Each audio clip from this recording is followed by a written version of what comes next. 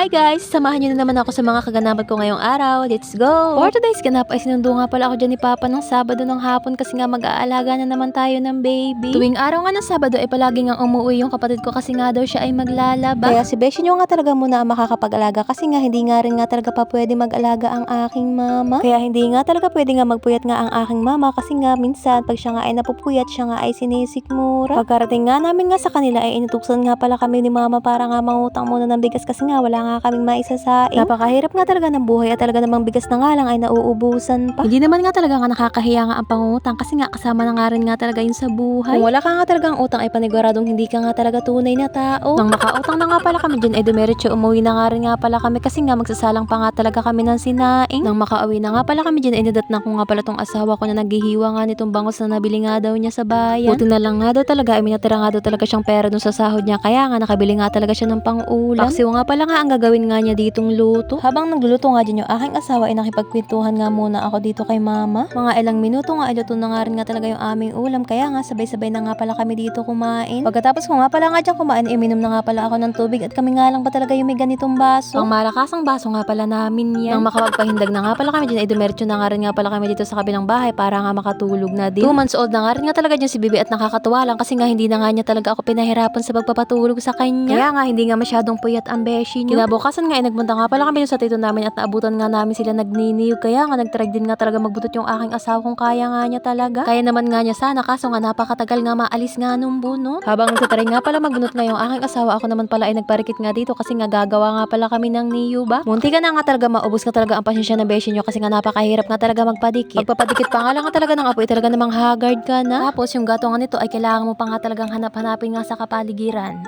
Nang tuluyan na nga palang lumingas nga pala yung pinaririkitan ko ay nagsalang na nga rin nga pala ako dyan ng saging. Habang naglalaga nga pala kami ng saging ay nilinisan ko na nga rin nga talaga tong pangyubak nga namin na gagamitin. Hindi pa nga talaga nakakapagyubak dyan talaga naman sobra na nga ang haggard ng beshi nyo. Dyan nga pala ay nagbak na nga rin nga talaga ang beshi nyo ng lukarin para nga panglagay nga dun mamaya sa niyo ba. Yung pamangkin ko nga pala ang nagkayod nga nung kasi nga naghango nga pala ako nitong saging na nilaga ko at ako nga pala naglagay ulit ng panibago. At andito na nga talaga tayo sa pinaka-exciting part ang pagyuyubak nga. Nakailang minuto nga rin nga talaga ako dyan naguyubak ang kaso nga ay hindi talaga kaya kasi nga mangalay sa braso. Kaya nga yung asawa ko na lang talaga ang pinatapos ko nito.